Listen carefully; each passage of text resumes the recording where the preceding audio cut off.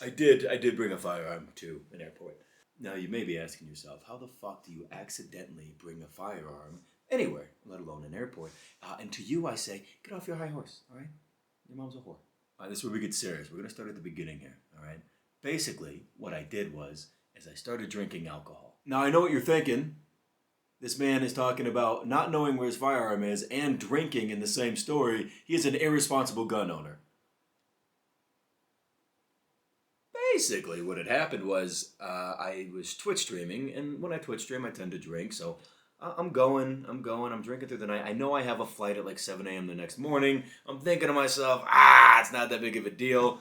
I was wrong. I hadn't packed yet. It was like a last minute trip. So I get off stream at like 2:30 in the morning. Right after stream, I start packing. Now it's only going to be like a 48-hour trip, right? I'm going out to Missouri. 48-hour trip. I'm like, fuck, I'm just going to take my backpack, throw like 3 days worth of clothes in there, and then head on out. Which is a really good plan unless the backpack that you've chosen is your concealed carry backpack. So I'm packing, not a care in the world, get everything situated, great. Even stay up all night. I'm like, you know what? I'm not going to go to bed. I'm just going to stay up, maybe play a couple games, sober up a little bit, and then make my way to the airport, which is what I did. I made it to security, ready to go, backpack and tow. Everything's going hunky-dory. All I can think about is that there's a bar on the other side of the security checkpoint. So like, what am I going to order? Probably a double call. Probably a double tall, Jack and Diet Coke. Gotta watch the girlish figure. And then everything kind of stops. I go through the little like, do the YMCA machine, get on the other side, and the conveyor belt stops. Everything's just kind of stopped for a second. You kind of know where your bag is in the line of all the chaos based on, who's in front of you, who's behind you. So I knew that my bag was for sure either in the machine or coming out of the machine. Like you still can't see it. You still got like the little flappy boys there. And maybe it was right there. And then somebody else's bag is why everything stopped. Because I'm like, there's nothing in my bag. I'm sitting there, I'm irritated. I'm like, some motherfucker put a water bottle in there, and they knew they weren't supposed to do that, or something like that. Sidebar: simple Google searches will teach you how not to suck at the airport. All right? He said as he's talking about his story. Anyway, so now this is where I see something super nifty. I see TSA agent after TSA agent just slowly start to just wrap around this very little screen, the screen of, I see through things screen, that screen. And there's like 5, 6, 7, 8, 9. I see like people coming out of a fucking break room from across the way. Like even they're coming to take a peek. And I'm like, okay, well this seems a little off. My bag's pretty close to there. And then it starts clicking in my mind of, holy shit, my firearm is still inside that bag. So now I'm shitting bricks, but I'm like, all right, well this should be fun. Let's see how this works out. They call the actual police officers over there because, as we all know, TSAs are mall cops with extra steps. But actual cop comes over, pulls the bag out, says, whose bag is this? I say, it's my bag. He goes, do you have anything to tell me? And I say, I think that I may have forgotten my firearm in there. That's on me. Sorry. I can take it to my truck right now. No harm, no foul. Just run it out there. And the cop's like, oh, no. You're under arrest. Also, when you're being put in cuffs, don't say daddy.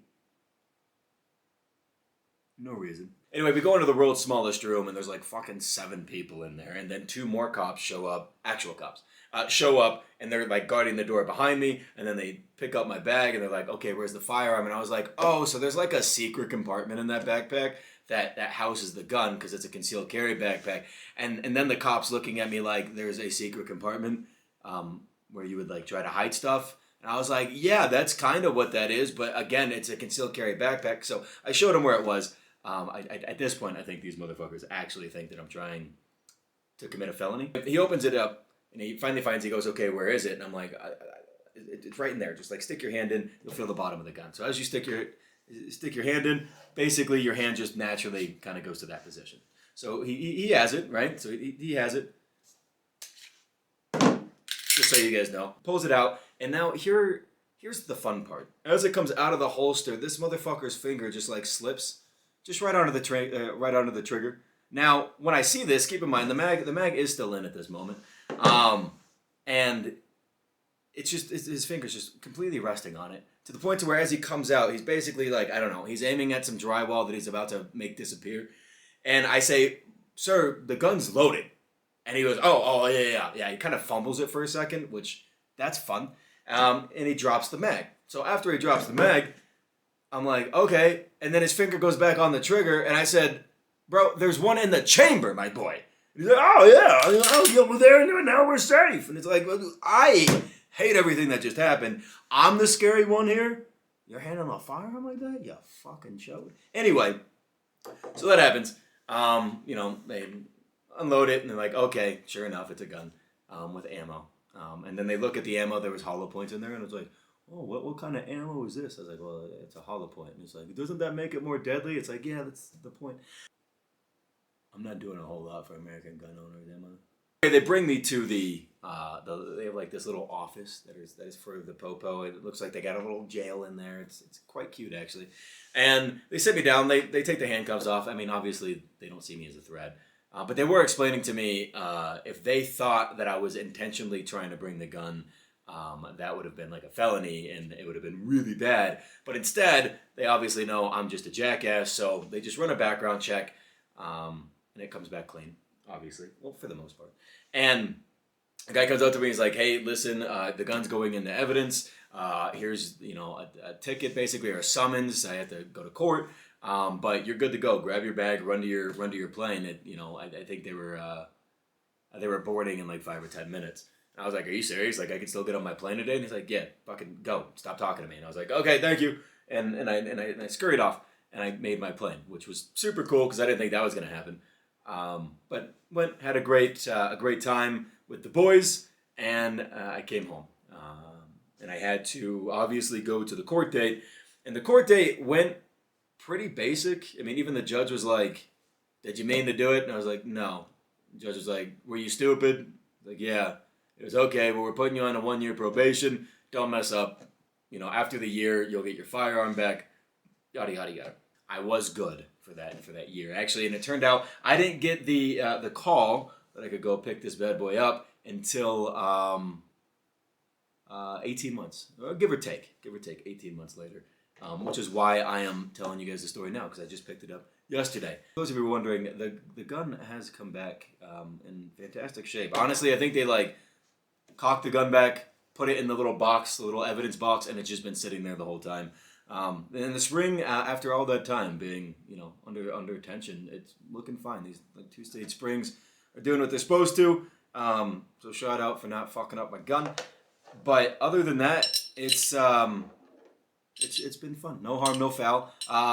They could have, the TSA could have charged me, I guess, or something from the government. Like, they can charge you up to $10,000 for doing some shit like that.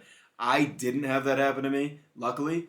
But I guess it could still happen. The government. I'm going to get a bill when I'm, I don't know, in 2027 about the whole gun incident, you know what I mean? No, the stories ended a couple things. As a gun owner, I was very irresponsible, and feel free to rip me to shreds in the comment section. You're absolutely right. It is a mistake, but it's one that I don't take lightly. So there's that. Number 2, don't do it. Don't bring a gun to the airport. That's not a good call. And number 3, I feel like I'm going to see comments of like, well, it's against, Second Amendment. You should be able to carry a gun anywhere. And to you guys, you're stupid, and I hate you. And I think that'll do it.